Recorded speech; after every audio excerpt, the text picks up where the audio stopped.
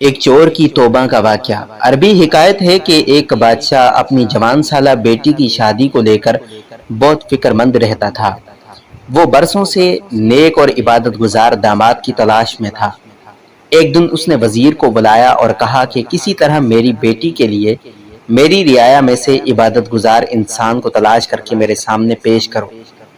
وزیر نے اپنی فوج کو شہر کی جامع مسجد کے گرد تعینات کر دیا اور کہا چھپ کر دیکھتے رہو، جو شخص آدھی رات مسجد میں داخل ہوگا اسے نکلنے مت دینا جب تک میں نہ آ جاؤں۔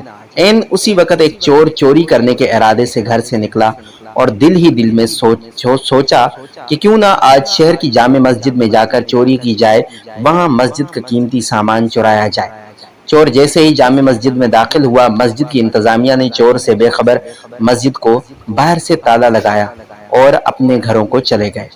فوجی دستوں نے وزیر کو اطلاع دی، لگتا ہے کوئی عبادت گزار آیا ہے مگر مسجد کو تالا لگ چکا ہے، اب صبح کی اذان پر ہی مسجد کھلے گی تو پتہ چلے گا کہ یہ کون ہے۔ وزیر جلدی سے مسجد پہنچا اور صبح کی اذان کی شدت سے انتظار کرنے لگا تاکہ اندر موجود نیک انسان کو بادشاہ کے سامنے حاضر کیا جا سکے۔ جیسے ہی مسجد کھلی، وزیر دستے سمیت اندر داخل ہوا۔ چور یہ دیکھ کر گھبرایا کہ آج تو پکڑا گیا اور جلدی سے نماز کی نیت کر لی۔ جو ہی نماز ختم کرتا، فوراً کھڑا ہو کر دوبارہ نیت کر لیتا۔ وزیر کو اس کی عبادت گزاری پر یقین آ گیا۔ جو ہی نماز ختم کی، فوجی دستے نے اس چور کو پکڑا اور بادشاہ کے سامنے پیش کیا۔ وزیر نے کہا، بادشاہ سلامت، یہ ہے آپ کا مطلوبہ شخص، اسے مسجد سے گرفتار کیا ہے۔ رات بھر مسجد میں عبادت کرتا رہا اور چور کی حالت غیر ہو رہی تھی۔ بادشاہ چور سے مخاطب ہو کر کہنے لگا، کیا خیال ہے اگر میں اپنی بیٹی کی شادی تمہارے ساتھ کر کے تمہیں اپنی سلطنت کا ولی عہد مقرر کر دوں؟ کیا تمہیں منظور ہے؟ چور ہکا بکا ہو کر دیکھنے لگا۔ ڈرتے ڈرتے پوچھا، عالی جہاں، یہ کرم نوازی کس خاطر؟ بادشاہ نے کہا، تم عبادت گزار ہو، رات بھر مسجد میں رہے، صبح کی اذان ہونے پر باہر آئے۔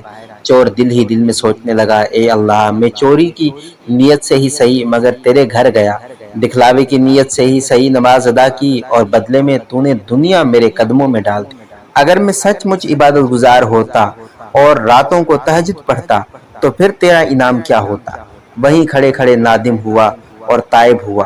خوش نصیب ہیں وہ لوگ جن کا دل عبادت میں لگتا ہے، حال دل اپنے مالک کے سامنے گڑ گڑا کر ذکر کرتے ہیں، آرام دہ بستروں کو چھوڑ کر مصلی پر کھڑے ہوتے ہیں۔ کیا مقام ہوگا ان کا اللہ کے نزدیک، ایک انسان اس کا تصور بھی نہیں کر سکتا۔